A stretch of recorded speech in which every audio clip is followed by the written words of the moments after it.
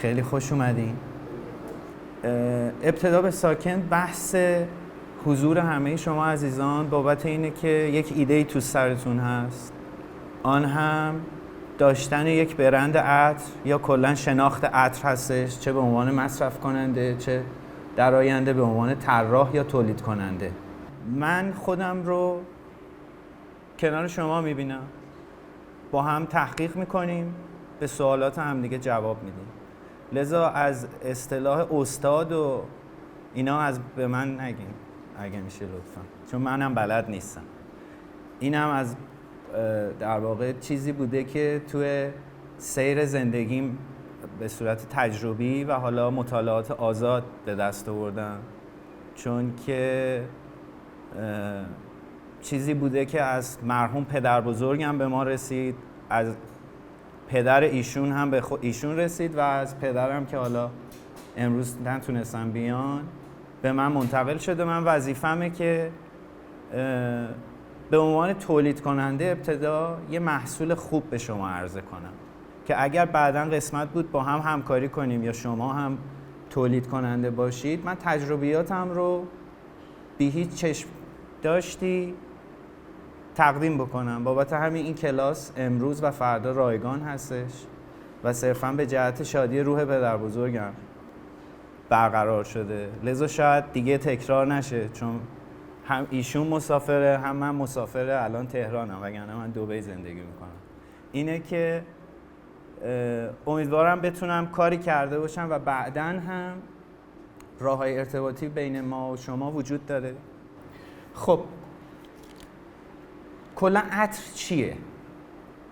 عطر حالا طبق پیشگفتاری که ما خودمون آماده کرده بودیم ارجاعتون میدم به اپیزود اول رادیو عطرچی که با حضور خود پلتفرم عطرچی و ما ابتدایی ترین نکات راجع به عطر رو بنابر تاریخچه‌اش و اینکه از کجا سرمنشأ گرفته تا به امروز رسیده تعریفاتی داره که من تشکر میکنم از آقای پورامین بابت تحقیق و جمع‌آوری این اطلاعات و اون اپیزود رو پیشنهاد میکنم سرچ کنید توی کست باکس و پادگیرهای دیگه، فکر میکنم قابل شنیدن باشه و رو وبسایت زاساری هم لینکش برای شنیدن و ارجاع وجود داره.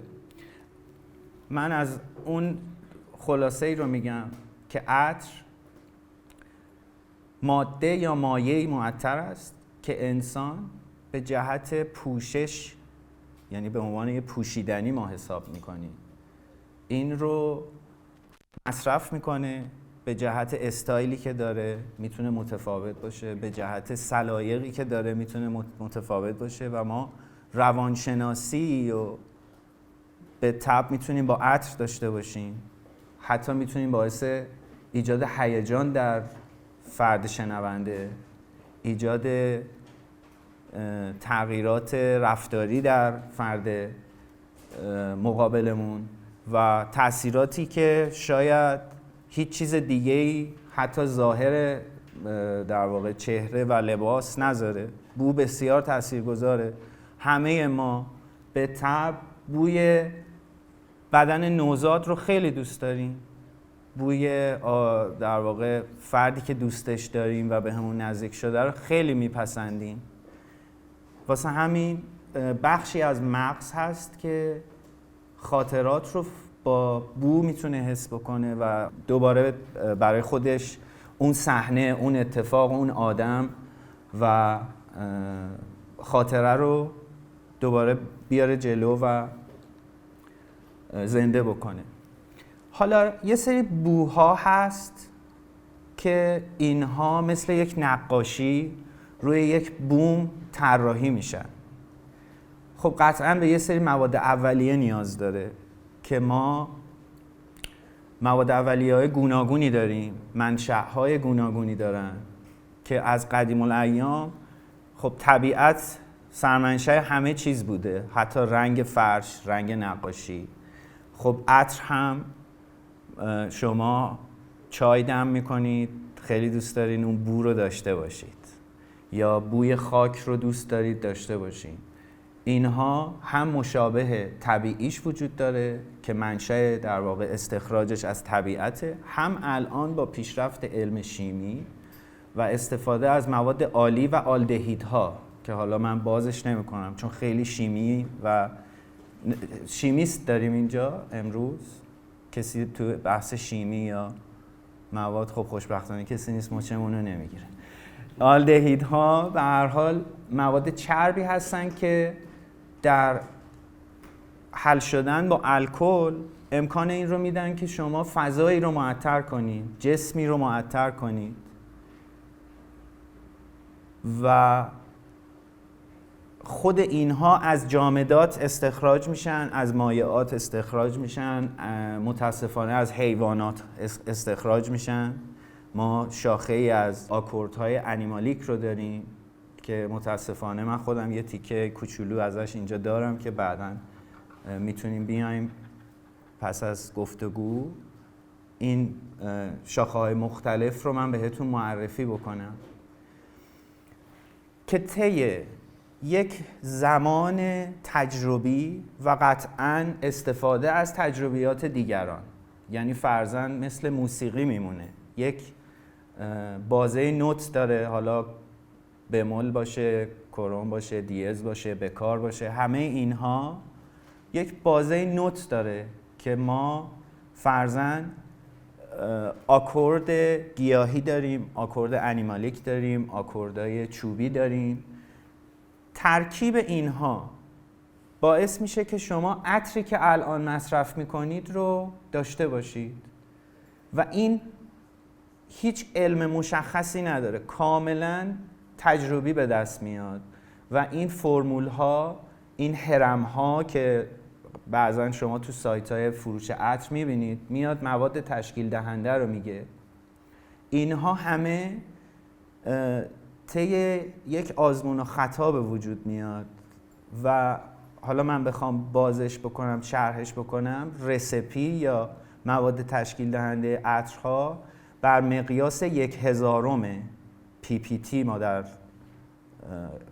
در واقع اصطلاح شیمیایی میگیم، یعنی 1 بخش از 1000 بخش، مثل درصد که 1 بخش از 100 بخش هستش و شما میبینید که یک عطر پیچیدگی بسیار زیادی داره و از خیلی از جزئیات تشکیل شده.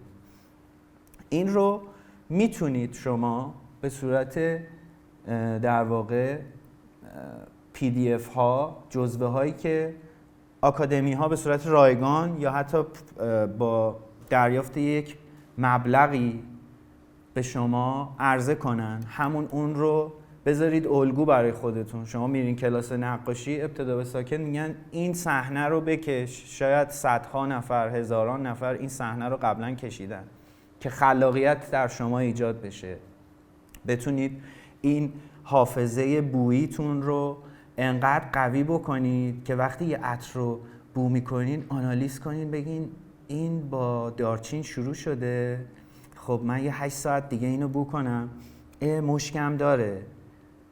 پرفیومر کسیه که بالای 5 میلیون تا بو رو بتونه حفظ کنه. حالا 5 میلیون عدد زیادیه ولی ما الان فرضاً فیلم پرفیوم یه مرجع کاملاً که اکثراً دیدیم، آقای داستین آفمن میشینه جلوی یک مثل ارگی که بهش میگن ارگان عطری، اون بوی محبوب اون شهر رو سعی میکنه آنالیز کنه. اما اون آقای ژان باپتیست که پرفیومر در واقع از سرگذشت اون آدم ساخته شده، ذاتاً این رو آنالیز میکنه و همون به شیوه خیلی حالا اصطلاح هردنبیلی توی اون زیرزمین درست میکنه و شما میبینید که شگفت انگیز میشه و رفته رفته اون فیلم بهتون میگه که بله میشه یک نفر ذاتاً پرفیومر باشه، یک نفر هم با همه کلاس هایی که میره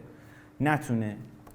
حسب صحبتم چی بود از این داستان که خود من چیزی که یاد گرفتم توی کار بود. کارگاه ها تأثیری داشت بر کسب تجربه و اینکه این اینجوری هم میتونه باشه. اما 95% چیزی که من یاد گرفتم این بود که یک، کنار دست بابا تو آزمایشگاه و هر جایی تو بحثایی که میکردن با فرزند خانم دکتری که مسئول فنی ما بودن، من خیلی چیزا رو یاد گرفتم. تا فرمول رژ لب رو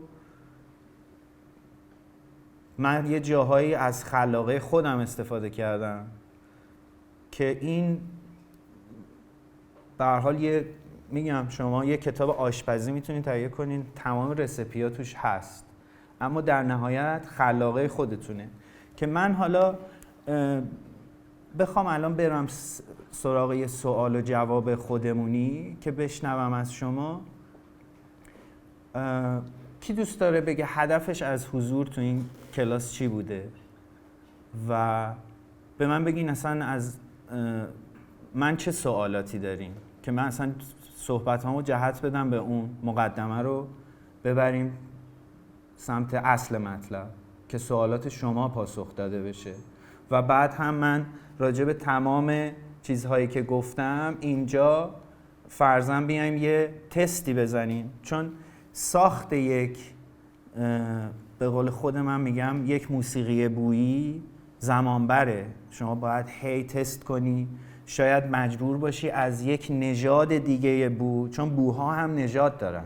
فرضاً پونه‌ای که توی کرج در واقع رشد میکنه با پونه‌ای که تو کوههای شمال تهران رشد میکنه بوی متفاوتی داره، نژاد متفاوتی داره. عمده عطریات ما از فرانسه میاد، اما عمده ساختارش از کشور خودمون داره میره و ما این رو میتونیم با تحقیق و توسعه خودمون به وجود بیاریم. پس من فکر میکنم الان بریم سر وقت این سوال و جوابه که یه ذره چالش برای خود منم باشه، متکلم وحده نباشم. سلام، خسته نباشید. صدا میاد؟ نمیشنوم. بله، خواهش میکنم. خب من هدف اصلیم این بود که چون کلا عطر برام چیز جذابیه و بزرگترین دلیلی که اومدم کلاس همین نوتیه که شما میفرمایید، چون همیشه برام سوال بود چجوریه که مخصوصا وقتی که میخونم، تا قبل از اینکه من پیج عطر چی رو داشتم و با این قضیه آشنا شدم که تعریف می‌کرد، مثلا میگفت اولش مثلا بوی دارچینه، بعد بوی پرتقال، بعد و تا مثلا 7-8 تا. این همیشه برام خیلی سوال بوده و به صورت معماست. حالا نمیدونم شاید بعداً حرفه‌ای کار کنم یا نه، ولی اولین هدفم اینه و اینکه بیس بوها، یعنی همین چیزی که شما الان فرمودین، آره بیس بوها و اینکه حالا از کجا گرفته میشه خیلی دوست دارم اینو بدونم که حالا پرتقال چجوریه یا اون پونه مثلا گیاهایی که استفاده میشه. مخصوصا من عطرای بیشتر بیس گیاهی رو دوست دارم که بدونم به چه صورته، به همین دلیل اومدم اینجا. ممنون، مرسی. برندها عمدتاً میان با یک سناریوی این که ما همه کارمون رو خودمون میکنیم خودشونو معرفی میکنن که جنبه تبلیغات داره. الان عمده برندها میتونه از یک منشأ، از یک جا در واقع خروج پیدا کرده باشه و به قول معروف یه مافیایی پشت سرش باشه. اینها صرفا فقط یک اسمیان که روی این شیشه لیبل میخورن. ببینید الان آکوردها به عنوان یک ارگ بویی، همونطور که تو صحبتام گفتم، به شما فروخته میشه و این رو ما متاسفانه تو ایران نداریم. بابت همین همه در جستجوی اینن که من چطور میتونم بوی فقط کاج رو داشته باشم. یعنی اون چیدمانه رو اینجا نمیتونیم داشته باشیم، یه پکیج بهمون میدن در اصل. تک نوت میتونین تهیه بکنین؟ نه خودت بچینی چجوری میشه؟ خب حالا میریم تو بحث عصاره گیری. خب همین این کلمه رو یادم رفت، عصاره گیری برام خیلی جذابه. خب ببینید عطرسازی مدرن الان خیلی شما آنالیز میدی به دستگاه هوش مصنوعی و این مثل یه پرینتر برای شما یک بویی رو میسازه. نیروی انسانی یا نوز بهش میگن، بینی که پشت یک عطره مثل فرد گرافیستی که یه پرامپتی به یه هوش مصنوعی داده، میاد میره یه ذره اینو بالا پایین میکنه، یه ستینگ جدیدی پیاده میکنه و این میشه یه عطر جدید. اما بحث عصاره‌گیری رو ما داریم. بحث عصاره‌گیری 2 حالت داره که ما الان توی کاشان چند روز دیگه برین همه دیگا رو گذاشتن و دارن عرقگیری میکنن در اصطلاح. که ما تو فرانسه یا مثلا فیلم‌های تبلیغاتی عطر رو میبینین، گل رو میریزن توی یه دیگی مثل همین دستگاه‌های تقطیر و یک مایه خوشبو از عطر میگیرن و این رو هی تقطیر میکنن که به اون بوئه برسن و اون از مایه تبدیل بشه به روغن.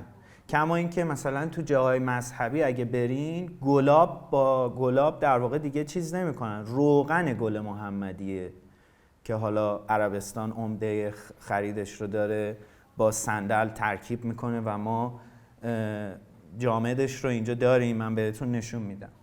این میشه عصاره‌گیری. نوع دیگهش که باز من ارجاع میدم به فیلم پرفیوم. یک جاش میبینین گل رو روی یک حالت توری بوم ماننده میذارن، اون یک ماده چربیه که هیچ بویی نداره، ماده کاملا خنثی، مثل یه اسفنج میمونه. شما اگه آب بهش بریزین، آب رو تو خودش جذب میکنه. اگه رنگ جوهر سبز رو بهش بریزین، رنگ جوهر سبز رو به خودش جذب میکنه. من به اصطلاح میگم اینها روغن‌های اسفنجی هستن که اینها میان خواص یا بوی یک ماده رو جذب میکنن. کما که تو عطاری‌ها اگر دیده باشین، به شما مثلا روغن بابونه یا روغن رزماری یا روغن اسطقدوس رو میدن، میگن این رو ما تو کنجد خوابوندیم. چرا این کارو کردن؟ این کنجد خواص و بوی اون جسم رو گرفته، پس شما یه راه آکوردسازیت میتونه خواباندن در روغن باشه. کما اینکه من مثلا الان اینجا وتیور رو دارم. وتیور یکی از اصلی ترین گیاهانیه که ما تو عطرسازی ازش استفاده میکنیم، به همین شیوه ساخته شده. بوی کاجهایی که شاید بامزه باشه براتون، توی اوایل پاییز تو لواسون همه بلوار رو میان این کاجا رو میزنن، من میرم این چوباش رو جمع میکنم، نتیجهش میشه این. و یه تحقیق و بازی خونگیه، اما این رو با 1/10 قیمت، با کیفیت 10 برابر بیشتر از این، من میتونم به شرکت‌های اسانس سازی سفارش بدم و به من تحویل میدن. حالا من میام با این که از اون شرکت گرفتم شروع میکنم با ترکیبی از اینها بازی کردن. پیشنهاد منم اینه که سورساشو بهتون معرفی میکنم. قطعاً یه کانالی، یه راهی پیدا میشه بین ما و شما که من این PDF ها رو بهتون بدم. بعضاً اگرم آکوردای بویی رو خواستین، من میتونم بهترین مرجع خریدش رو بهتون معرفی کنم یا اصلا خودمون براتون تهیه کنیم که خیالتون هم راحت باشه، امتحانش رو پس داده باشه و مستقیم از خود ما بگیرین و اینها رو بچینین کنار هم. و من الان اینجا و اونجا یه سری عطرهای آماده دارم که حالا یا دیزاین خودمه، مثل این مورد که همینجا الان میتونم دوباره همین رو تا حدودی بسازم، چون یه خورده نیاز به یه سری مواد بیشتر هست. اما شما هم میتونید، اصلا چیز عجیب غریبی نیست، ولی خب زمان میبره. میدونی کسی که پیانو رو بره پیش استاد یاد بگیره با کسی که از بچگی یهو گوش داده و شروع کرده نواختن خیلی متفاوته و همه شما میتونین این کارو بکنین. یعنی شما میتونین آکورد تهیه کنین، میتونین بازی با آکوردها رو یاد بگیرین، میتونین حتی عصاره‌گیری به سبک خودتون داشته باشین. من الان اینجا یک آکورد بویی دارم که تو هیچ شرکت فرانسوی نیست، نوعی روغن چوب سوخته است که فقط تو سوادکوه هست و این رو فرانسوی‌ها اینجا اگه بفهمن کیلوی 2000 یورو 3000 یورو میخرن.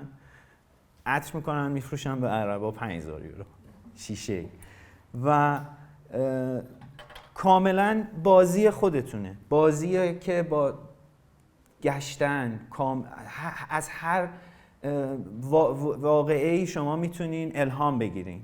یعنی بیاین فرضاً من یه عطری دارم به نام ترنج. این اصلا من هر فرد شیرازی رو که میبینم اینا یهو اینجوری برمیگردن مثلا آموچه بود بهار نارنجی میدی، مثلا اینجوری هم حرف میزنن، همشون بلا استثنا میگن این بوی بهار نارنج شیراز رو میده.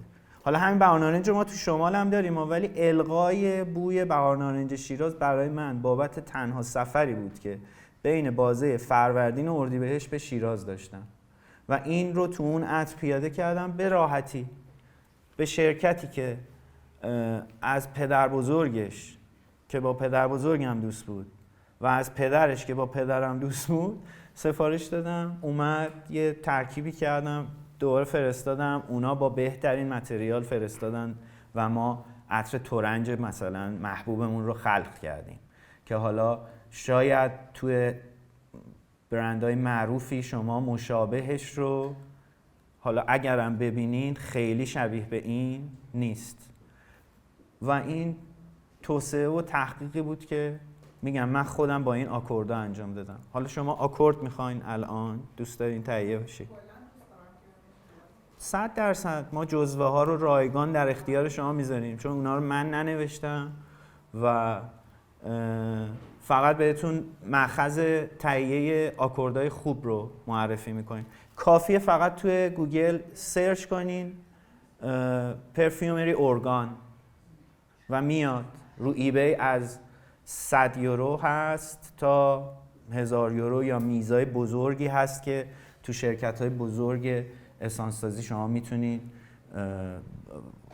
برید و خودشون دارن و حالا یا میفروشن یا برای مصرف خودشون استفاده میکنن. چون بعضی آکوردها میگم فرضاً ما تو شرکت خودمون این آکوردیه که اختصاصی برای ماست و باهاش چیزی رو خلق میکنیم که بقیه شرکت‌ها نمیتونن بکنن. خب این عصاره گیری رو که میفرمایید مثلا این چوب سوخته رو عصاره‌شو چجوری میگیرن؟ چوب سوخته رو بذارین خیلی راحت بهتون بگم. اینجا الان مثلا من بخور غزال اماراتی رو دارم. این رو پودر میکنید شما تو هاون، بعد روغن پیجی یا پروپیلین گلیکول کار همون کنجد رو توی عطاریا میکنه. یک روشی داره که این روش رو با تحقیق یا حالا هر فردی به تناسب با تجربه خودش این روغنگیری رو انجام میده. پس اگه یادداشت میکنین پیجی بنویسین، همین ناصر خسرو خودمون کره‌ای و ژاپنیش رو میفروشن، خوراکی هم هست، البته نفتیه، یهو خیلی خودتون رو در واقع باهاش آغشته نکنین چون یه حدی داره هر کدوم از اینها. با پیجی میتونید از هر جسم بوداری با خوابوندنش و پوشوندنش با یک نمد یا با یک شیء که نور ازش رد نشه توی یک شیشه قطعاً، چون تو فلز یه ریاکسیونی به قول فرانسوی‌ها داره، یه ریاکشنی داره، تو شیشه های چیز روغنگیری بکنی و بعد صاف بکنی. الان مثلا من خودم عود سلطنت عمان رو رفته بودم چوبشو گرفتم، صافه قشنگ شما میتونین الان توی محلول استفاده کنین کما که تو این عطر سالوادور دالی هست. زمان هر ماده‌ای رو بخواین چوبی هست که فرضاً 15 سال تو پیجی میخوابه هنوز اون بویی که باید رو تحویل نداده. واسه همین یه سری عطر نیش داریم که گرونن چون اون آکوردی که تک آکوردی که وجود داره خیلی گرونه. مثلا همین بخور غزال، این تفلک غزال رو میگیرن نافش رو، حالا شرحش نمیدونم خیلی دردناکه، و استخراج میکنن و میشه همون مشک معروف که حالا من غیر در واقع هربالش رو استفاده ارگانیک یا طبیعیش رو استفاده نمیکنم. سنتتیکش هست، خیلی کیفیتش هم بهتر از طبیعیشه، چون طبیعی به هر حال میگنده. شیمیایی اتفاقی براش نمیفته. از یه استانداردی هم میتونی استفاده بکنی که برای بدن مضر نباشه، چون ساید افکت تو کار ما خیلی مهمه. من نمیتونم از هر اسانس یا آکوردی تو عطرام استفاده بکنم. یه استانداردی وجود داره به نام سازمانی به نام ایفرا، به شما اجازه نمیده که هر آکوردی رو تو عطرات استفاده بکنی. واسه همینه یه مدت شما میبینین عطر موندگاری نداره، چون میزان سردردها، سرطانها، مشکلات ریوی بابت استفاده بیش از حد از عطرهای غیر استاندارد بوده. پس استاندارد عصاره‌گیریتون هم مهمه. پس چرا بیاین حالا یه کمد مثل خونه ماما بزرگ که همه ترشیاش آخرام خورده نمیشد، خراب میشد، بیاین مثلا شما برین کاج نمیدونم کجا رو بردارین بیارین، آیا بشه آیا نشه، آکورد آماده هست تهیه میکنین. برای من خودم کنجکاوی خودتون این کار بکنین. من خودم الان تو ماشینم پر کاجه، الان صحبت شد، دوست دارم، یعنی این کارا رو دوست دارم، به خاطر اصلا کلا با ترشیجات، با عطر، با هر چیزی دوست دارم یه چیزی رو خلق کنم خودم. برای همین کنجکاوم. حالا اصلا جدا از قطعا تو خلقتون تاثیر میذاره. و شما خیلی از راهو رفتین. اصلا دوست دارم کاجا رو مثلا میندازم، من خودم جمع میکنم، نمیدونم هم چی کارش باید بکنم ولی جمع میکنم. ببینید با الکل یه بار ضد عفونیش کنین که تو پی جی هم میندازین.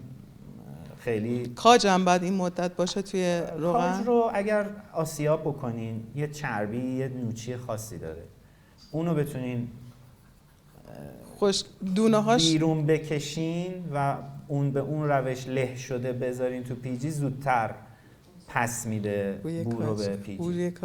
دونه‌هاش هم میشه کاریش کرد. ما دونه مثلا کنار رو ما استخراج میکنیم و تو عطر کنار خودمون استفاده کردیم و جالبه که این کار رو بکنید. این کار رو یه مدت بکنید ولی به حجمی رسیدین که تونستین طراحی بکنید تا حدودی من میتونم کمکتون کنم. چون انقدر ما مشغله داریم، یه وقت آقای پورامین به من گله میکنه آقا این استوری رو چرا نمیذارین، حالا مثلا ادمین نمیرسه. یعنی انقدر تمرکزمون روی کارهای خودمون هست، شاید نتونم خیلی تو این موضوع راهنماییتون بکنم، ولی خط رو بهتون دادم. روغن رو صافش میکنیم و صاف میکنیم استفاده میکنیم. مرسی، ممنونم. خب پرسیدین که هدفتون از شرکت تو این برنامه چی بوده. من خودم یکی از دلایلی که داشتم حالا به دوستانم میگفتم، خیلی سرم کلاه میره توی خرید عطر. معمولا اینجوریان که هی تعریف میکنن و اصطلاحات تخصصی میارن، خب منم که دانشش رو ندارم میخرم ولی هیچ وقت اون موندگاری رو واسه من نداره. دوست داشتم یه ذره بیشتر با اصطلاحات عطری آشنا بشم که اگر حالا مثلا در مواجهه با خرید عطر باشه بدونم که چی به چیه، که عطری که میخوام بخرم حداقل اون میزان ماندگاری که تو ذهن خودم رو واقعا داشته باشه. ببین از نظر فنی ماندگاری عطر به خیلی چیزا ارتباط داره. حالا غیر از خود تولید کننده، خود شما هم قطعاً رژیم غذاییتون خیلی رو عطر تاثیر میذاره. حالا من اسم ملیتی رو نمیبرم ولی اینا تفلک ها انقدر ادویه میخورن، هرچی عطر هم بهشون میزنی خدا نکنه تو آسانسور باهاشون بری، یعنی خیلی مثلا عطر روشون تاثیر نداره. یه موضوع دیگه هم هست، ارتباط مستقیم بو با هورمون های شما و قطعاً استحمام کردن به صورت مستمر. و موضوع بعدی، شما میتونین از لیرها استفاده کنین. لیر چیه؟ میاد یه سطحی رو روی پوست شما ایجاد میکنه که حالا این بلاگرهای عطری خیلی با وازلین مخالفن، هی هم چیز میکنن. حالا روغنهای دیگه‌ای هست که تو خانواده در واقع موئسچرایزینگ ها یا مرطوب کننده ها هستن. شما میتونین اونا رو لیر کنین رو پوستتون و باعث دیرتر تبخیر شدن عطر بشین. هرچه تمرکز در واقع پاچش عطر روی بدن شما، اینجا که اسپری بکنی حجم تمرکز مولکول‌های عطری روی پوستتون زیاد میمونه.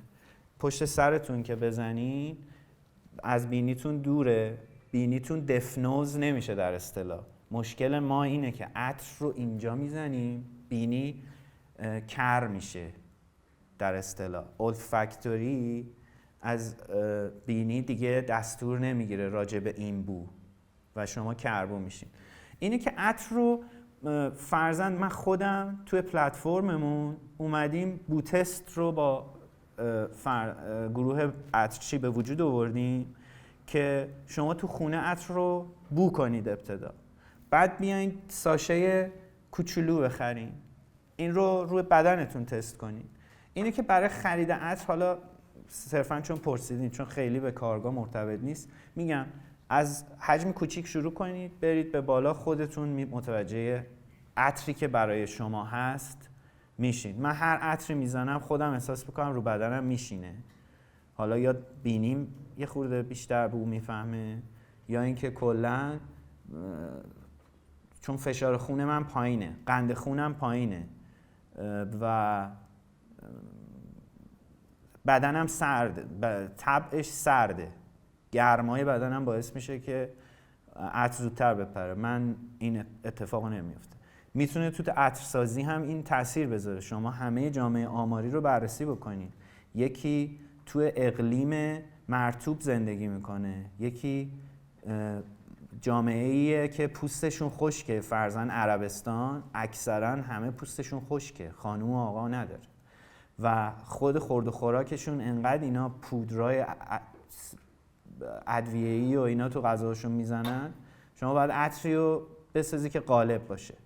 پس شما اگه دوست دارین عطرتون همه جا پخش بشه، یه سری نکات رو رعایت کنین، قطعاً بوی عطرتون خوب خواهد بود. از جای معتبرم بخرید. من نمیگم از عطر چی ما، ولی خب جای خوب بگردیم بخرید.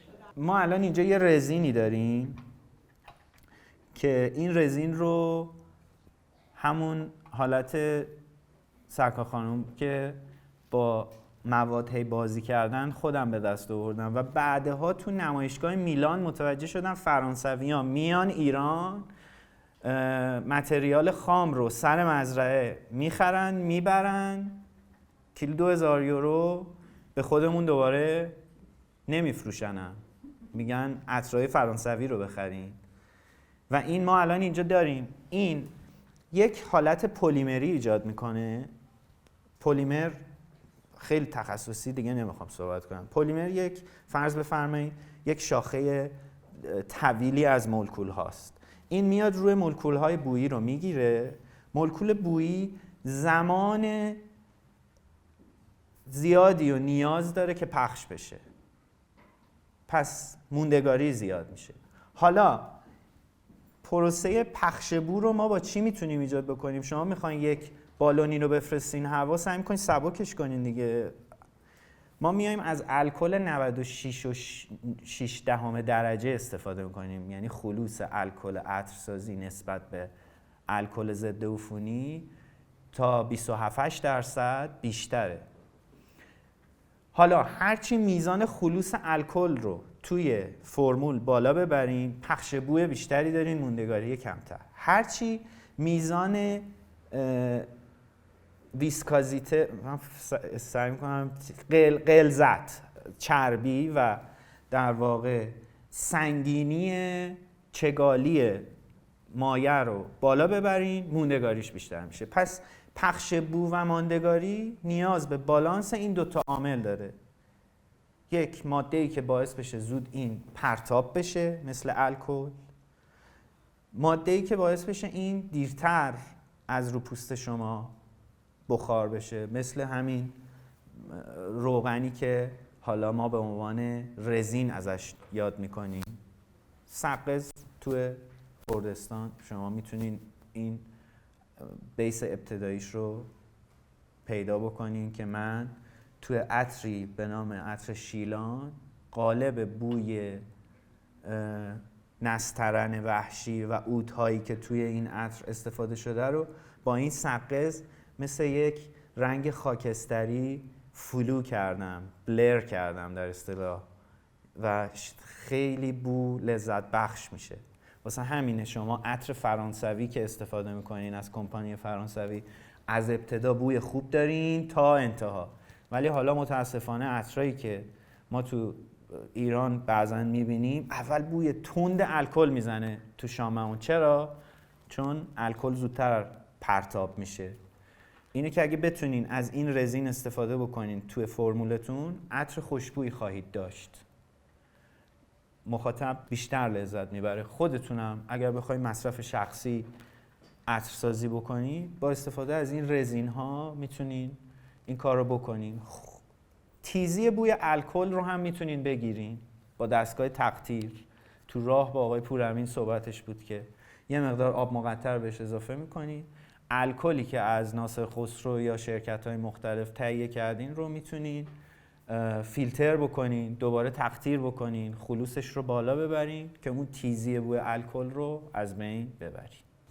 واقعیتش اینه که من میخواستم بدونم که حالا این تجربه ایشون که حالا میخوان کاجو یه جورایی بوشو جدا کنن و اینا، شاید برای مثلا حالا بیشتر افرادی که اینجا حضور دارن امکان پذیر نباشه، مثل خود من.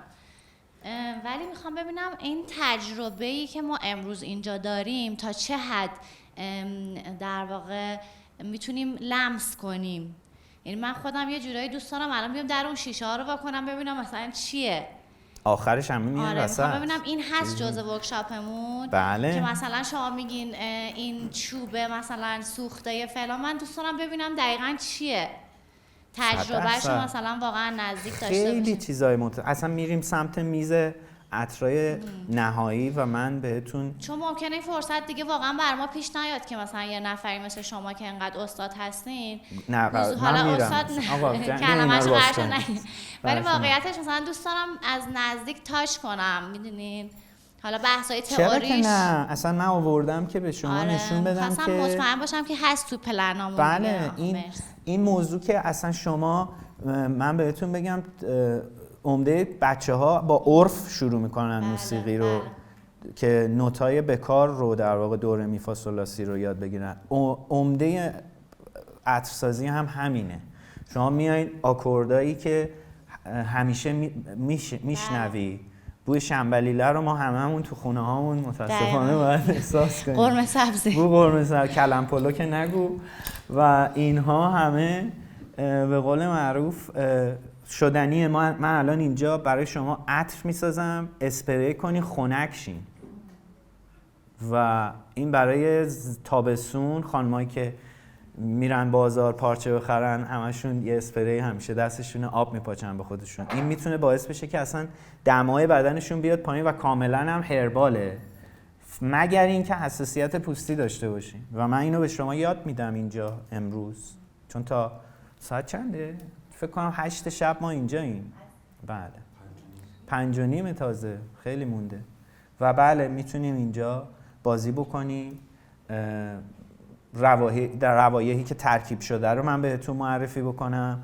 اصلا یه شوی جذابی این عطر داره که خب نمیدونم، سالوادور دالی رو همه میشناسین؟ بله. سالوادور دالی کلن آدم سورئالیه. من این سورئال رو یه سورئال دیگه هم گذاشتم روش و این خودش تجربی به دست اومده، فکر شده نبوده، ابستره خودش همجوری انتزاعی به وجود اومده و من الان مثلا اینو یه نمایش رو نشون میدم، همه براشون جذابه. اینه که اگر موردی نیست بریم سراغ فروختن عطر، چون شما درست که بکنی ابتدا باید، متاسفانه آرتیستا یه اشکالی که دارن خلق میکنن ولی عرضه نمیکنن و متاسفانه چه موزیسین، چه نقاش، چه پرفیومر، چه طراح لباس، چه اصلا کلا آرتیست بحث مارکتینگ رو جدی نمیگیره و متاسفانه حالا تو تاریخ ما دیدیم افرادی پس از فوتشون معروف شدن و ایده هاشون در واقع توی مارکت دست این و اون رسیده. ببینید چیزی که من اتفاق افتاد تو زندگیم و خیلی جذاب بود این بود که ویزیتور شرکت باباینا بودم. یه سامسونت داشتم از میدون تجریش تا صدخندان، همه داروخانه ها. من مثلا 12 سالم بود، همه داروخانه ها رو ویزیت میکردم و میفروختم و بایدم میفروختم، چون اگه مثلا نمیفروختم اون حقوق یا دستمزد رو نمیگرفتم، چون به من یکی چیز نمیدادن، سود فروش نمیدادن متاسفانه. و من یاد گرفتم که اینها بر اساس یک داستان عطر میخرن.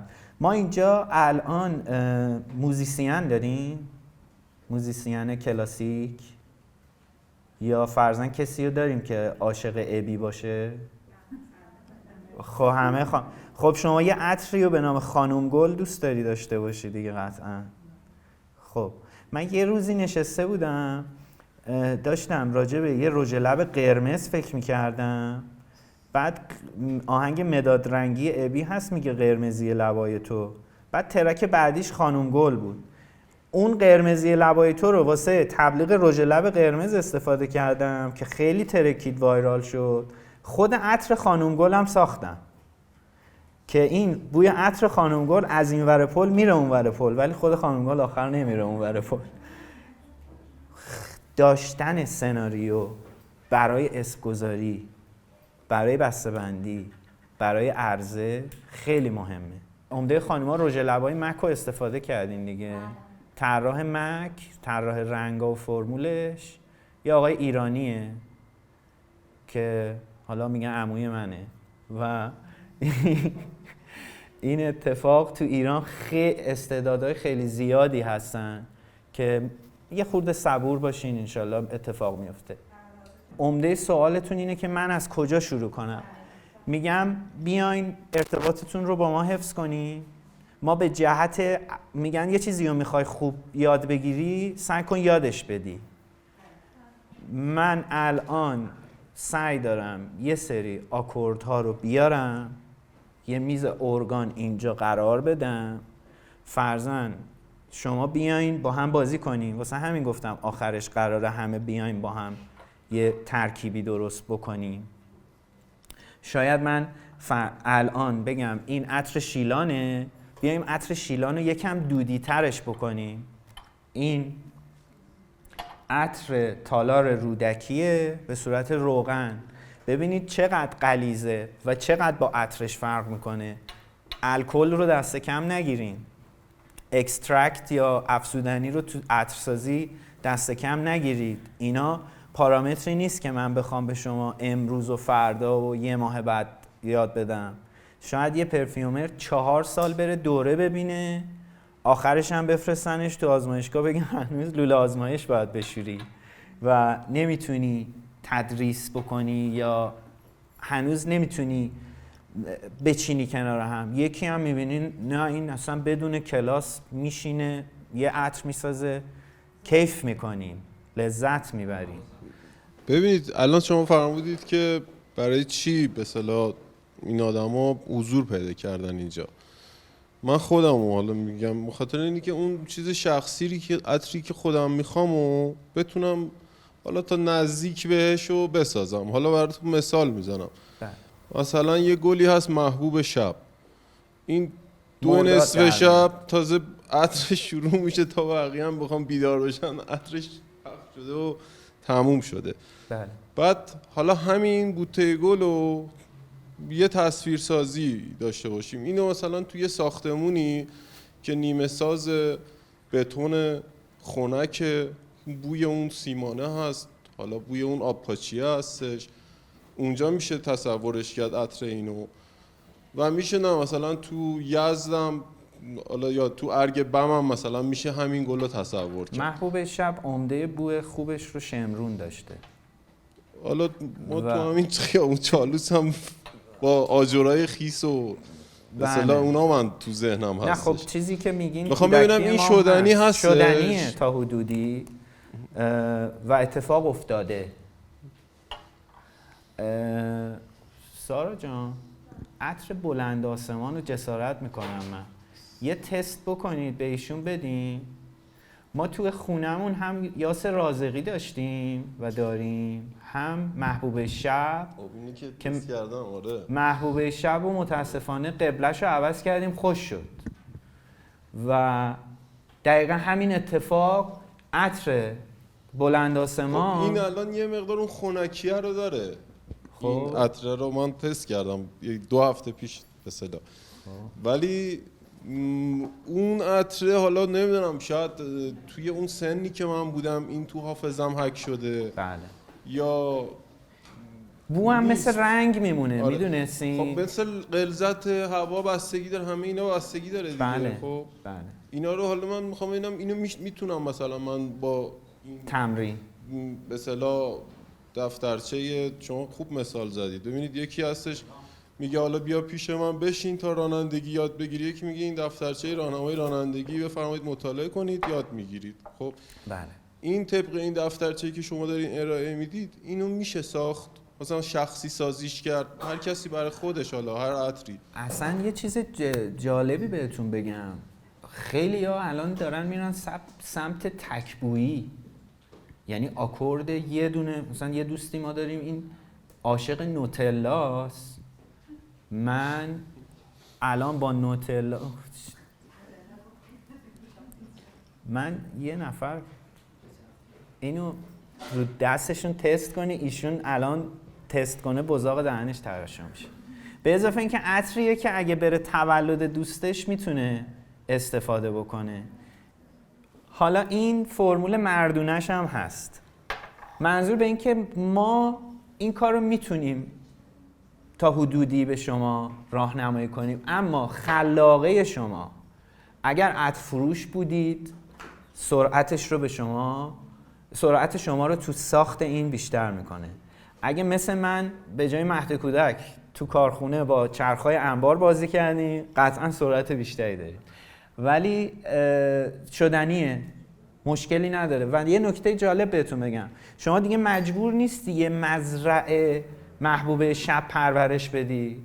قطعا میدونی محبوب شب همون صحبتی که کردم، یه ذره گربه بره بغلش رد شه، از گربه خوشش نیاد قهر میکنه خوش میشه. اینه که شما با وجود مواد عالی یا همون آلدهید هایی که بهتون گفتم طی یه استانداردی، متاسفانه یا خوشبختانه الان فرانسوی‌ها علمشو دارن و میسازن و شما میتونین سفارش بدین بهشون با سورس دقیق، میان بهتون میگن آقا اینو بو کنین، شما میگین از محبوب شب بچگیام هم خوشبوتره و شدنیه. اسم بردم ژیوادان، الان اکثر شما حمید مراتی کاشانی رو میشناسین، عضو تاپ پرفیومرای فرمنیخه و خود فرمنیخ یکی از بهترین سایت ها برای استخراج همین اطلاعاتیه که من به شما دادم و بزرگترین در واقع آرشیو از ریر متریال ها یا بیس نوت ها رو داره. ببینید یه زمانی یه ماده نایاب میشه و ایجاد خلاقه میکنه. تو جنگ فرروچه بوده دیزاینر نوتلا دیگه، چرا از فندق استفاده کرده؟ چون یه المانی اون زمان نبوده و این از فندق روغن گرفته و این باعث شده این اتفاق جذاب بیفته. عطرسازی هم همش همینه، یعنی ما ریر متریال رو هرچی بیشتر تو آرشیومون داشته باشیم مثل سمفونی میمونه که شما ارکسترال شلوغی داشته باشی و اینسترومنت ها، ببخشید من استفاده میکنم، سازهای زیادی توی اون پیاده بکنید. پیچیدگی یک عطر به خاطر همینه. اما باز با اون سوالی که شما کردین برای خیلی‌ها جذابه، تک نوت رو استفاده میکنن. خود من فرضاً روزایی که خیلی بوهای مختلفی رو تست کردم، جوهر نعنا میندازم توی یه ظرف آب جوشی، تو کل خونه انگار رفتی تو سونا، تمام شامم رو به قول معروف باهاش ریفرش میکنم و آرامش میگیرم. واسه همین خیلی وقتا مثلا اسماجای لوندر باعث آرامش میشه و همین آکوردا تو طراحیتون. صحبتم بابت دوباره کانسپت و طراحی که برسه به مارکتینگ همینه، استفاده از المان‌هایی که شاید حستون بهتون میگه که این میتونه باعث بهتر شدن عطر من بشه. کما اینکه جامعه آماری که من از دخترای ایرانی دارم الان نسبت به لواشک گاردشون بیشتره تا نوتلا، واسه همین از نوتلا توی یه عطر استفاده کردم و خود ریل متریال بوی نوتلا الان در دسترسه، تو همین بازار میتونید شما تهیه کنید، بیاین با نوت‌های دیگه باهاش بازی کنید. دیگه مرسی. خب کامل بود. مثلا این چیزی که شما میگی مثل این بود که اون سازه رو برداری ببرید تو همون ساختمونه بزنی یا جای دیگه. ببینید قطعاً مدرسه عطرسازی ژیوادان اگه بیاد اینجا یا مدرسه های عطرسازی دیگه بیان، به شما رفتارشناسی آکوردها رو یاد میدن. فرضاً میاد میگه نژاد 2038 نعنای X در ترکیب با پونه جهت استفاده تو خمیردندون مناسب نیست، جهت استفاده تو عطر مناسب نیست، چون ما عطرهای نعنایی به اون صورت نداریم. به جای نعنا از سدر ما استفاده میکنیم، به جای نعنا از لیمون گراس یا علف لیمو استفاده میکنیم توی عطرسازی. اما همین لیمون گراس رو شما توی خمیردندون استفاده کنی مزه بدی میده، احساس بدی میده. و اینها میگم توی آرشیوهای شرکت ها و که افرادی که میان داکیومنت هاشون رو به اشتراک میذارن موجوده. شما هم میتونید به جای آزمون و خطا کردن از اونها در واقع استفاده بکنید و بهره ببرید. متشکرم. قربونتون برم. جان آکوردها احتمالاً تو بازار وجود داره. از کجا بکنم که اینا اصلا اصله میشه ازش استفاده کرد؟ بعد اینکه من این آکوردها رو حالا اصلا تهیه کردم، نوت‌ها رو تهیه کردم، با بازی کردن باهاشون آیا میتونم عطر بسازم؟ در نهایت حالا یه مقدار الکلی همش اضافه بشه؟ آیا؟ ببینید امین اینجا نشسته و برای من ستودنیه. امین این کار کرده. تجربه امین به من منتقل شد و گفتش که یه نتیجه خیلی مثبتی راجبش نگرفتم. قطعاً اگر من این داکیومنت ها رو در اختیارش بذارم متوجه میشه که آقا بوی یاسمین، بوی گل یاس خیلی غالبه. من یاس رو میام پس با وانیل استفاده میکنم، میام با خانواده اوپیوم ها یا بوهای تریاکی استفاده میکنم، میام با چوب های دودی یا عودی قوی استفاده میکنم و یه چیزی میسازم که بتونم ازش لذت ببرم. نکته مهم دیگه ای که هست، عطرای ساخته شده رو میشه با هم ترکیب کرد اما قطعا نتیجه خوبی نخواهد داشت. ولی آکوردها رو شما یاد میگیرین. این من الان یه داکیومنتی رو برای میثم فرستاده بودم، قرار بود اینو بیام براتون شرح بدم، آنالیز کنم، ایشون جلومو گرفت گفت ولش کن، خیلی سخته. چون واقعا سخته. یعنی میبینید 37 تا پارامتر، یکیش 122 واحده، یکیش 35 واحده، یکیش 2 واحده. تو از کجا فهمیدی از این 2 واحد استفاده کنی؟ خب تجربه است. اینه که اگر بخواید برین توی ناصر خسرو یا حالا شرکت‌های اسانس فروشی که اینجا نماینده نیستن، تاجرن، اسانس‌ها رو میفروشن، شاید چیز خوبی به دستتون نرسه. اما اگه دسترسی به خرید از سایت‌های خارجی دارین که الان الا ماشاءالله هست، میتونید یه ارگان کوالیتی خوب رو تهیه بکنید. ببینید این سوالی که خیلی داره تکرار میشه که آیا میتونیم عطر رو بسازیم یا نه، یک جواب خیلی مشخصی نداره. مثل اینه که آیا میتونم نقاشی بکشم یا نه؟ معلومه که میتونی. حالا آیا میتونم ارزش بکنم یا نه؟ این یه حرف دیگه است. آیا میتونم ساز بزنم یا نه؟ همه میتونیم. همه آدمایی که اینجا نشستیم میتونیم ساز بزنیم. آیا من ویرتوز خواهم شد یا نه؟ خب من نه.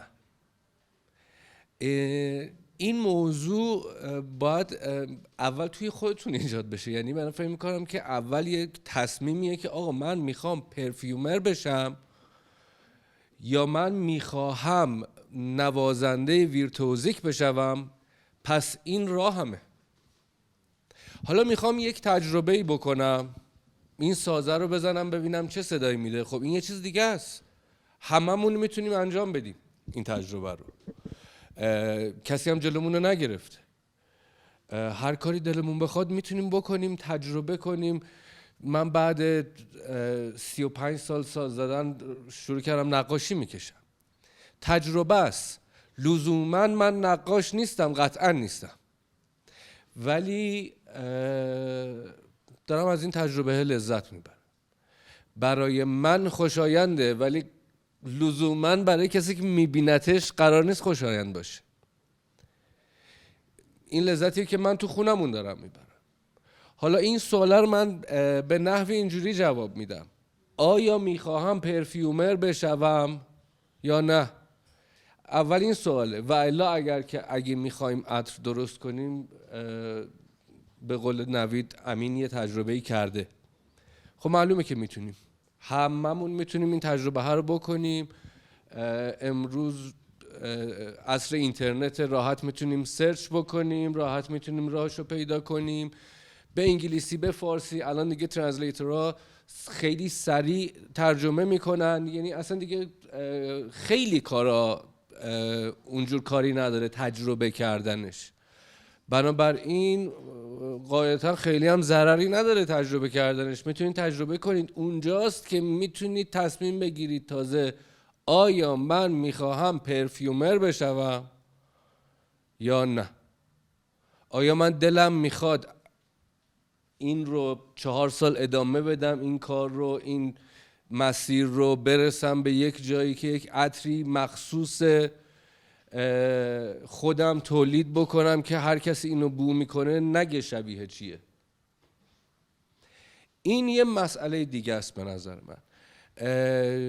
جواب این سوالی که به نظرم آیا میشه یا نه، خب معلومه که میشه.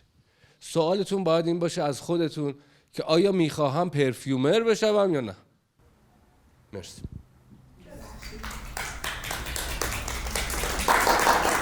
به خاطر صدامه یا چیزی که گفتم. تشکر میکنم از توضیحاتتون. یه سوال داشتم از خدمتتون. حالا برای شروع کار خیلی به صورت ابتدایی، ابزارهایی که لازم هست چی هست؟ ابزارهایی که باید برای اندازه‌گیری لازمه. حالا اسانس تهیه شد، آب مقطر، الکل، روغن، همه اینا مشخصه، ولی مقیاس اندازه‌گیری رو فرمودین که چیه؟ حالا چه ابزارهایی ما لازم داریم برای اینکه تو خونه مثلا شروع به کار کنیم؟ احسن. ببینید کیت پرفیومری همین الان سرچ کنین، یه قیف همزن شیشه‌ایه. اگر لازم باشه از فرزن ماده جامدی استفاده کنین، هاون، بشر و ارلن هم چیزاییه که هست. بانکه ذخیره اسانس یا ریر متریال هم بهترین شیشه است. نور باید بهش بخوره یا نخوره؟ نور نخوره. اکسیداسیون به قول فرانسوی یا اکسایش عامل اصلی تغییر بوه. تهیه این وسایل هم الان خیلی راحته. خیابون میرهادی اگر کیت عطرسازی رو فرضاً از خارج نخواستین تهیه کنی، میتونین از جز به جز برین تهیه بکنی. آره. خیلی هم سخت نیست. من الان یه روزی حالا یه خاطره تعریف کنم، خیلی سخت نگیرین. ما همین چند تا خیابون اونورتر تو 16 متری حافظ، درست میگم دیگه، چند تا خیابون اونورتره، مجهزترین کارخونه لوازم آرایش رو داشتیم، مجهزترین کارخونه عطرسازی رو داشتیم. اما یه اتفاقی افتاد تو زندگی خیلی همون پیش میاد. کل کارخونه من شد این. با همین یه دونه این عطرا رو درست میکردم. یادم مامانم هم هی دعوام کرد. با این درش رو میبستم میبردم تو آرت شاپ ها میفروختم. سخت نگیرین. به قول پویا برین دنبالش. این در لالیک آنکا نوعقه. خب اینو من هیچی نداشتیم. منفی 150 بودم. اینجوری بهتون میگم. صفرم نبودم. منفی بودم. توی خونه این عطرا رو درست کردم بی هیچ وسیله‌ای.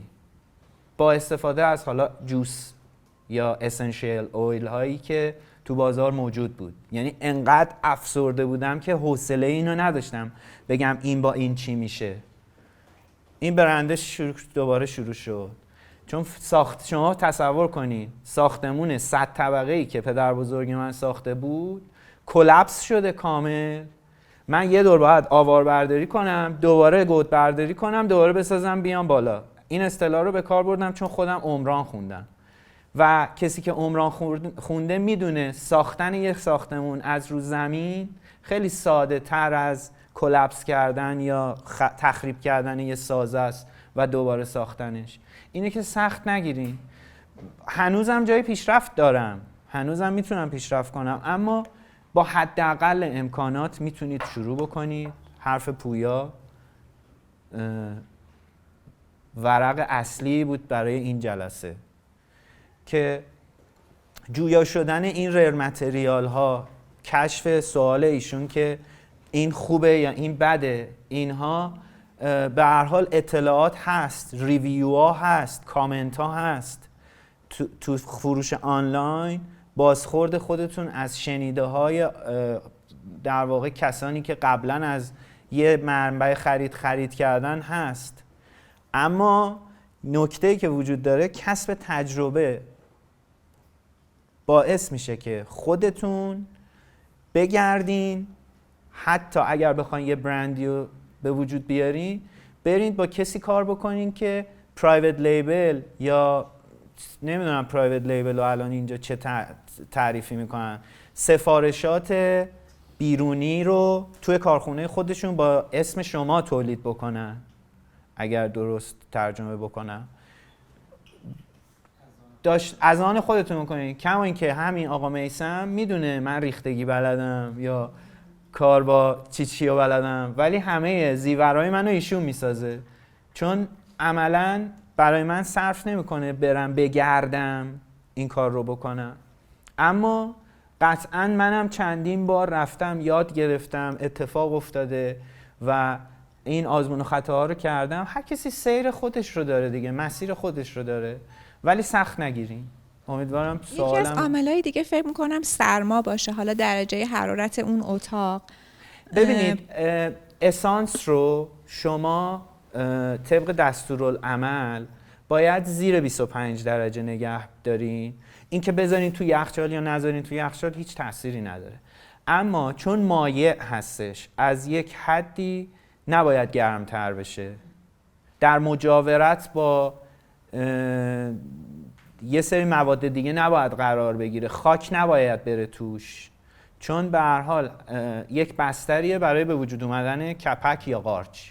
چون روغن دیگه هر چقدر هم توش از مواد در واقع آنتی اکسیدان استفاده بکنن، یه جایی اون هم احتمال کپک زدن رو داره. عطر به دلیل درجه بالای الکلی که داره یه نوع ضد عفونی کننده هم هست، واسه همینه شما وقتی رو زخمتون اسپری میکنین میسوزه. عطر اکسایش ایجاد میشه براش، اما کپک نمیزنه، قارچ توش پرورش پیدا نمیکنه، مگر دوزیج یا درصد الکلش از 70 درجه، من به درجه میگم درصدم نه، از 70 درجه کمتر باشه. و این تو عطرهای قدیمی یه موقع مونده باشه میبینین که اصلا دو فاز شده، چون آب و روغنش فقط مونده، الکلش کامل پریده. در مورد نور و گرما باید حساسیت به خرج بدین، راجبه حتی شیشه عطرتون، و تو ماشین نذارین، مخصوصا این چند وقت. بوش که بره هیچی، یه موقع خدای نکرده این شیشه ماشین عدسی میشه، گرما میده و انفجار ایجاد میکنه. کما اینکه تو تابستون بعد کرونا کلی ماشین به خاطر همین موضوع آتیش گرفت، چون این اسپریای ضد عفونی رو میذاشتن تو ماشین، منفجر میشد. خب من یه تجربه دیگه هم دارم. شما گفتید روغن پیجی، درست؟ بله، پروپیلگلیکول. پارسال به من گفته بودن که رزماری رو توی روغن بجوشونی برای مو خیلی خوبه. من این کار رو با روغن غذا کردم، این ریختم تو شیشه، گذاشتم توی کابینت، دیگه یادم اصلا دیگه موند.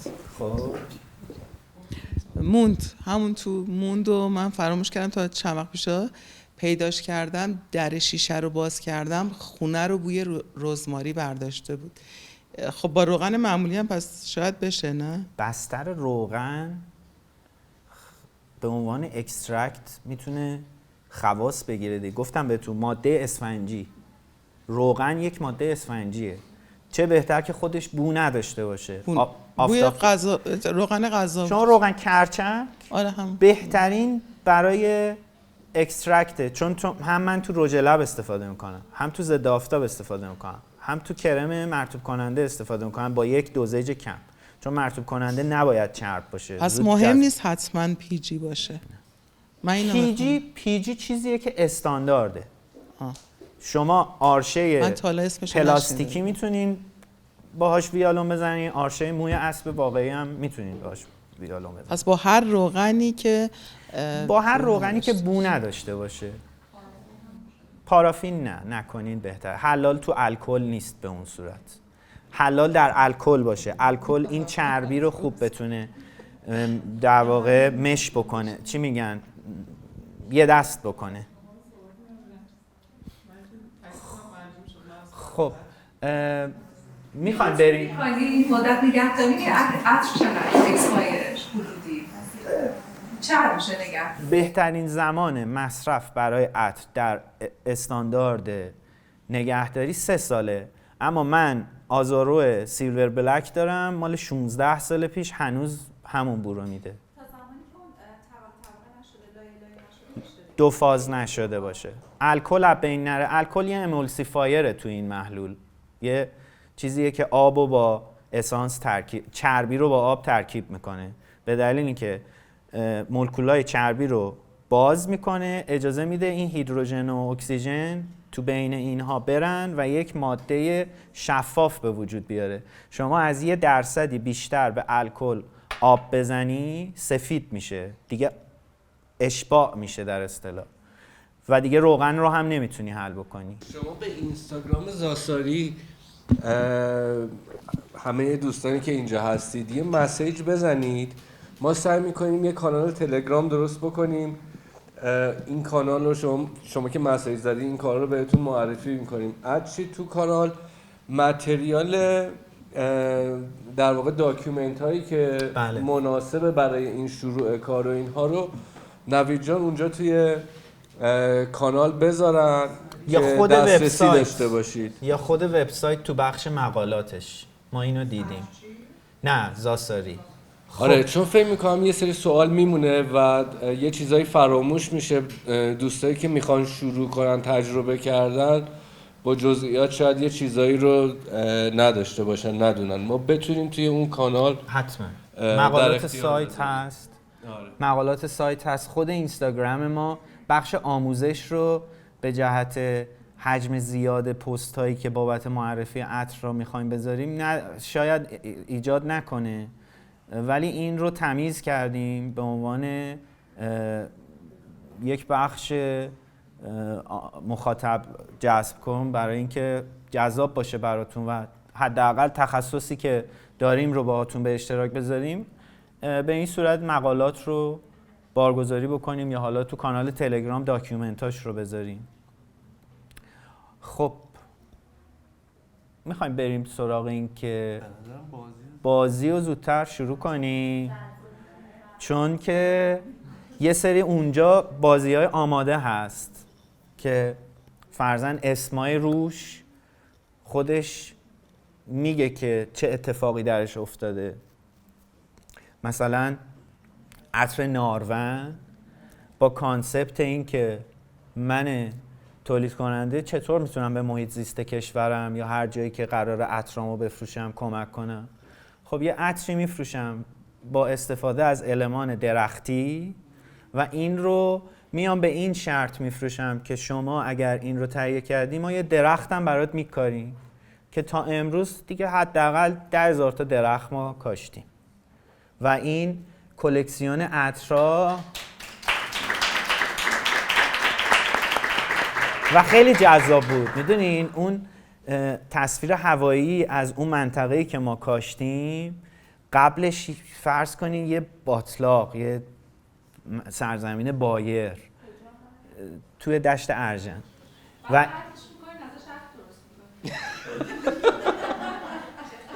میگفت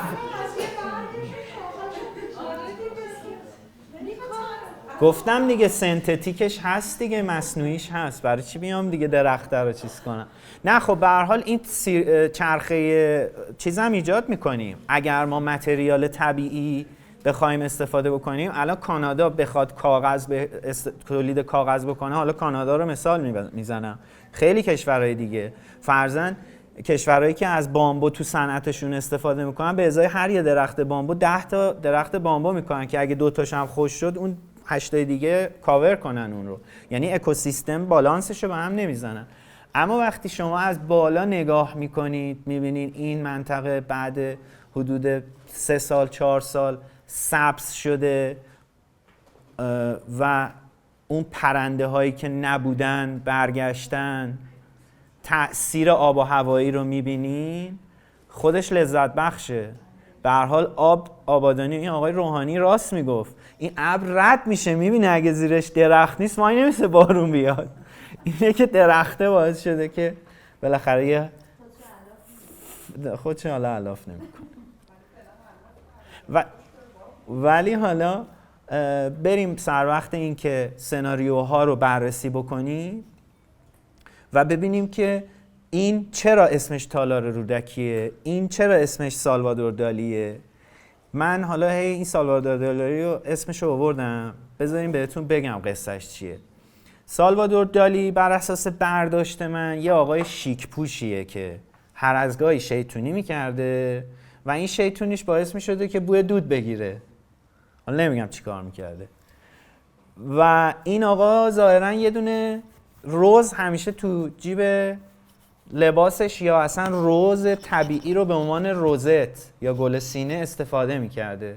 ما اومدیم این رو تصور کردیم، گفتیم شما فرض کنین آقای دالی رفته شیطونیاشو کرده، روزش هم گذاشته تو جیبش، اومده بغل شما رد شده و این چه اتفاقی افتاده؟ این بوه رو شما با اون ترکیب حس میکنین و این آدم چون سورئالیست بوده، ما یه اتفاق سورئال رو به وجود آوردیم تو این عطر. یکی این که تخم مرغ المانیه که تو نقاشیاش خیلی استفاده میشده. دو اینکه یکی از نقاشیاش که به صورت هرمه و توش بینی رو میبینید رو ما انتخاب کردیم برای عطرش. 3 اینکه المان دود رو ما تو عطر به وجود آوردیم به این صورت که این عطر رو میچرخونید دود میکنه، یعنی توش شما دود رو میبینید و من اینو الان تکون نمیدم چون اگه الان تکون بدم دوباره دودش بخواد به وجود بیاد زمان زیادی میبره.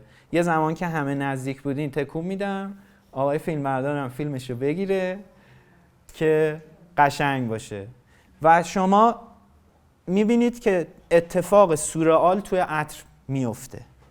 یعنی شما دود رو توی یک مایع به وجود میارین. حکایت اون آقاییه که میگه اگه کوسه تو دریا دنبالت کنه چیکار میکنی؟ میگه میره بالای درخت.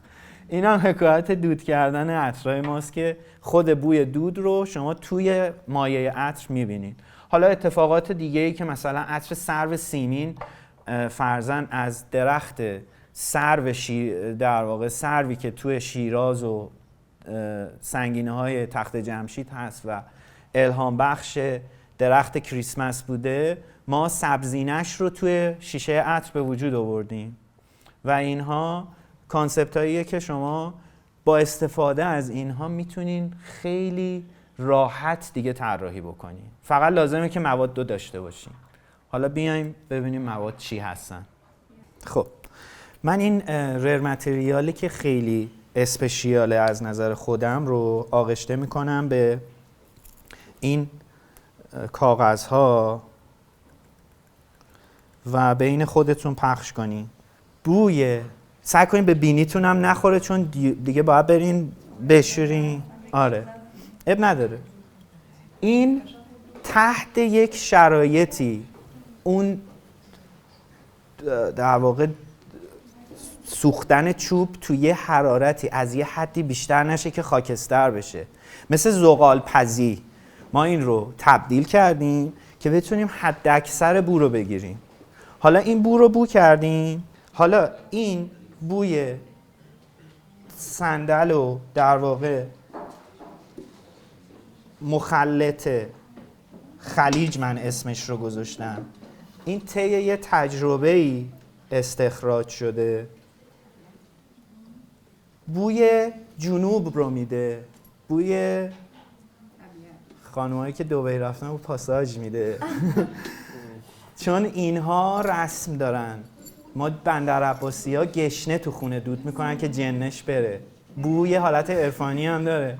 ما خودمون آفرین ترکیبی از چوب هاست. حالا اینو من چیکار کردم؟ اینو من تو هاون کوبیدم، تو پیجی خوابوندم، آوردم چیکار کردم؟ با چوبه قاطی کردم. هر کدوم یه اسپری روی مچ دستتون بزنید که من به این طرفیان بدم.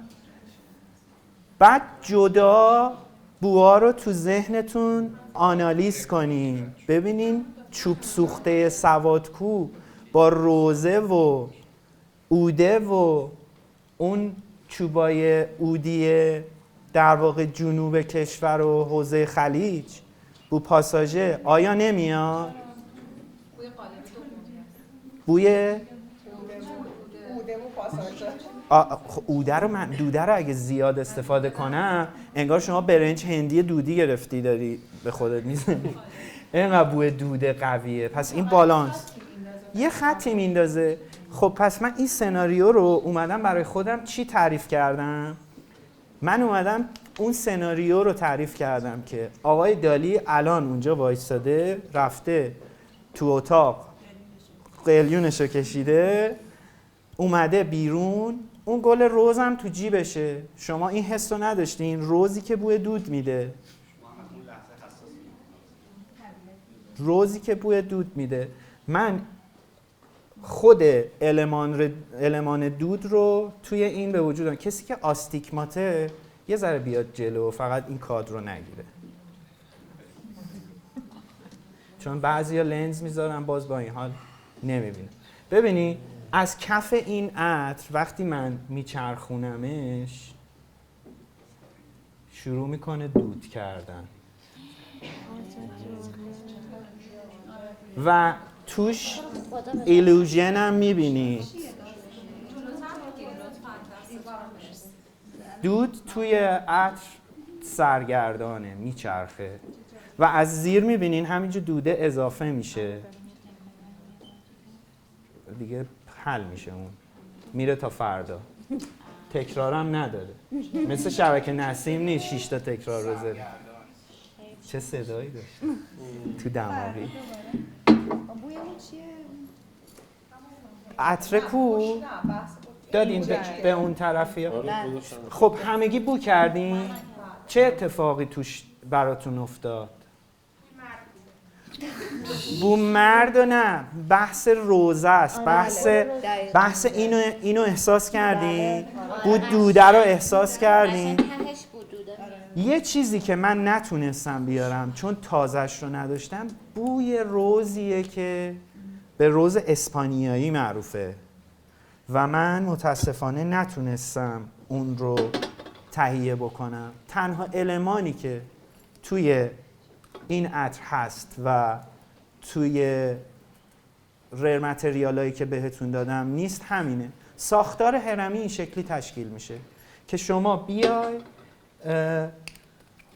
تو پی پی تی تو 1000 واحد بدونی چند تا از این رو اضافه کنی، بدونی چند تا از اون رو اضافه کنی، کدوم نژاد رو اضافه کنی، چون یه نژادی رفتار بودهیه، یه نژادی رفتار مزه‌دهیه از نظر فلیور و اسانس.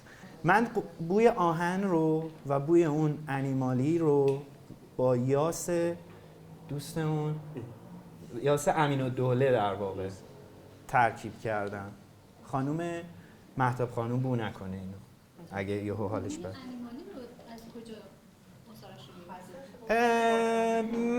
من یه کمش رو گرفتم، البته شیمیاییشو.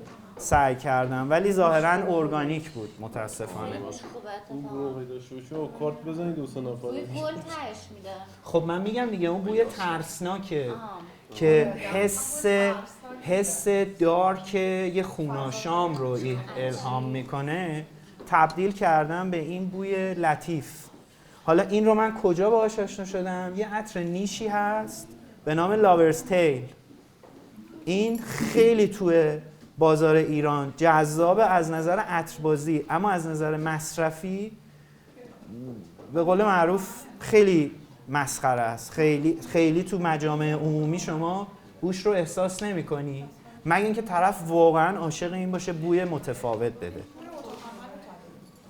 برای شما اون سردی اتاقم، چون تجربه گفتم یه موقع یه چیزی رو بو می‌کنی، احساس می‌کنین که این بو قبلا توی ذهنتون دقیقاً، چون بتادین چیز دیگه، اکسید آهن توش هست دیگه، واسه همین میزنین به دستتون نارنجی میشه. و حالا برای اینکه همه این بوها از بین بره، قهوه بهتون میدن، ولی قهوه خوب نیست. این جوهر نعناست که گفتم من وقتی خودم میخوام آرامش بگیرم این رو تو آب جوش دم میکنم، بو سونا میده. حالا یه شیشه اینجا بود، من امیدوارم به همه برسه. این از جوهر نعنا من اومدم القای حس خنکی رو براتون ایجاد کردم. نعنا غیر از بو حس خنکی بهتون میده. حالا ما این رو تو عطرسازی نمیتونیم استفاده کنیم، اما تو ساخت بادی اسپلش میتونیم استفاده کنیم. همون حرفی که زدم، تو گرما تو شامپو سر به عنوان ضد شوره شامپو بدنم میزنه خنک میکنه. حالا شما فرض کنید این جوهر نعنا رو از عطاری تهیه کنید، با عطر خودتون ترکیب کنید، توی یه دوزیجی از الکل عطرسازی و آب مقطر بادی اسپلش برای خودتون درست کنید. شبیه مراسم پاپه، یه آب چیزی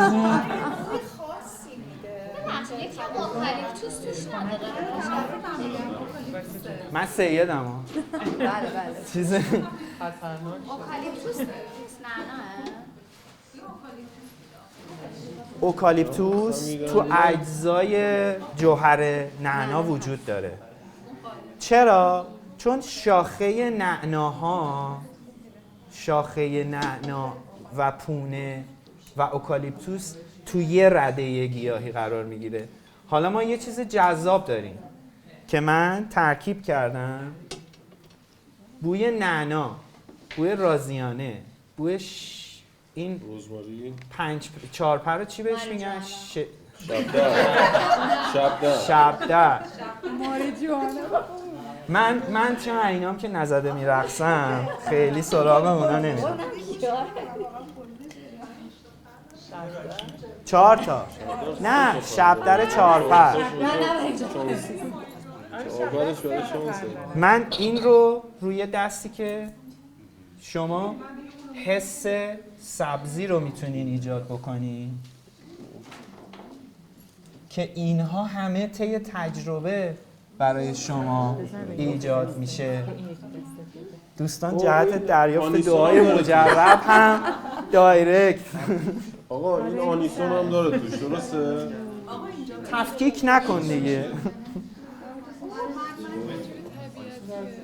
ازش راکی میسازه. آفرین کسی دیگه؟ حالا ببینید، بله سرعتشو کمتر. چشم. ماشین بازای قدیمی میدونن بنز یه بوی خاصی داره. ما بوی چرم خاصی رو که ما به جهت طراحی بوی لامبورگینی هم استفاده کردیم. من میگم یه دست بزنیم که تموم شه. این چایه نبود من مرده بودم. دوست داشتین کلا؟ این